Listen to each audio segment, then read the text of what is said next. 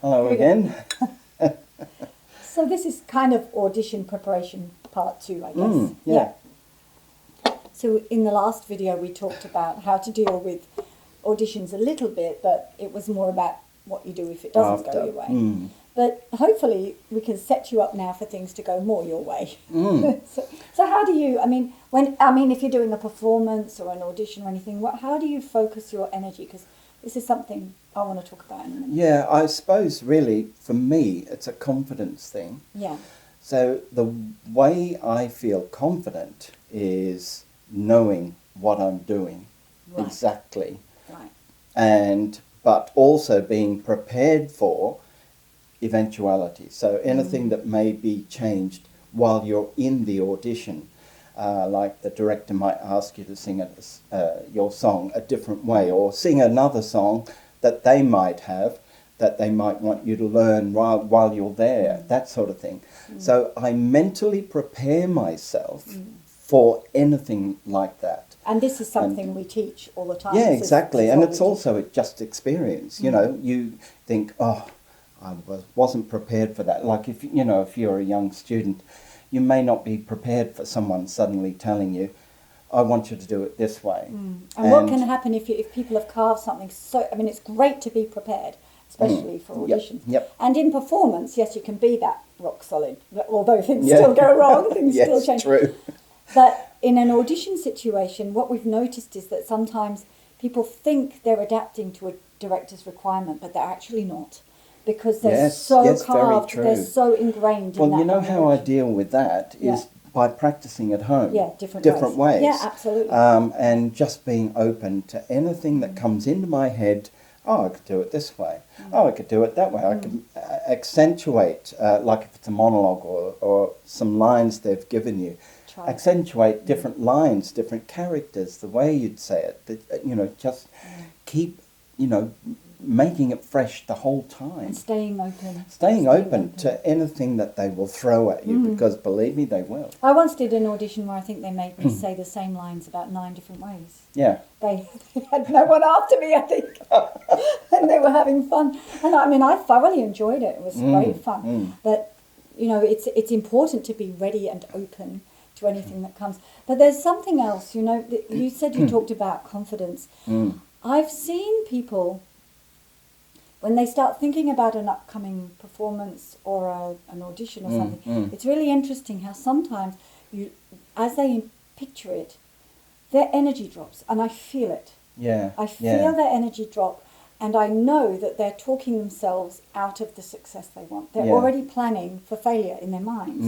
And you're talking about students. Well, students, even other people, we've talked to, that they something in them is, I know I'm going to stuff it up, or I know I'm going to get nervous, or I know I'm too young, too old. There's this song, whatever it is. There's things that something is blocking them, but what's happening is you can see their train of thought going down a path that they wouldn't choose, that they don't want. The failure path. Yeah, the path that.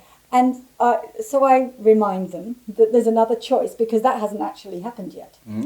And they can choose to focus on a different path. They can choose to focus on it going exactly as they'd like it to go, or even better. And they can plan for that. And and we say to our students that the rehearsal isn't just learning the notes and the words and the choreography. No. The rehearsal is preparing your whole being, including your mind, for this event in the way that you'd like it.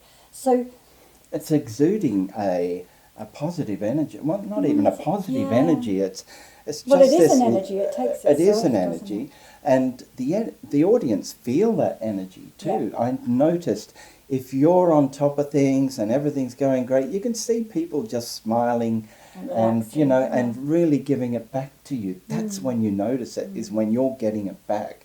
Even at auditions, I've noticed that every single time. Yeah. If you're on top of it, they'll give it back too.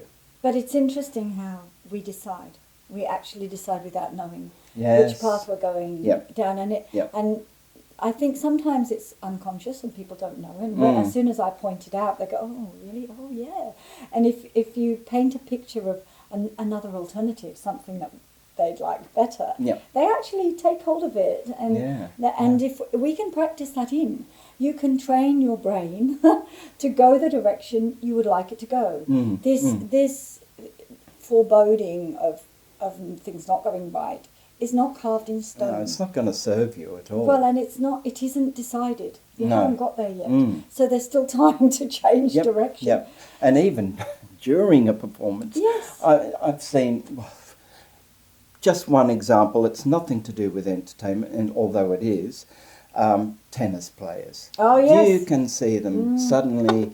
They're down in the dumps, and they're Losing. But they're always trying to work out a way of picking themselves back up again, because they know how important that is. And it if can they're happen. going to win. They still can win. And it does. I mean, it happened to Djokovic. Yeah, Yes. exactly. He got himself back and won against that boy team. Yeah, he was amazing. Who was amazing. But it's the same sort of energy and thought process that we should go through as well. And, we should never, ever stay down there.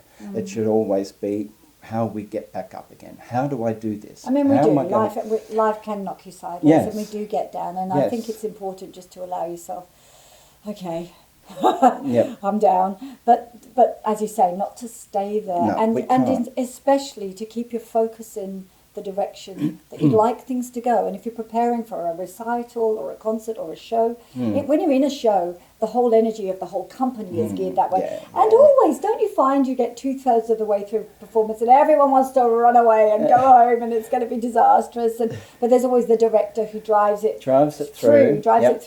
So that life sort of happens like that. There's this point of tension and release and tension and release. And we just have to breathe. I remember being in the wings in a show with two older performers, and the director it wasn't the dress rehearsal, but it was close to. Right. And the director was having big paddies all over the place and getting all upset. And I was young and thinking, oh no. And these two older performers, and it stuck with me forever. They just looked at each other and they just said, we just got to breathe. We just got to get through these couple of days and then we're there. Yeah. So they knew that it was just 2 days of crazies and then everything would be okay because the show would be theirs. Yeah. The show would be theirs. And it's so true. So we just can keep the vision, keep pushing past those stuck or points. breathing through those stuck points until we get there. Yeah. Well, I hope you got some benefit out of that. Yeah. And I know, a lot of our students do benefit a lot by what we say to them, and I hope you do too. And you'll join us again next time on Coffee and Conversation. Bye for Until now. then, bye. Sorry, cut you off. No.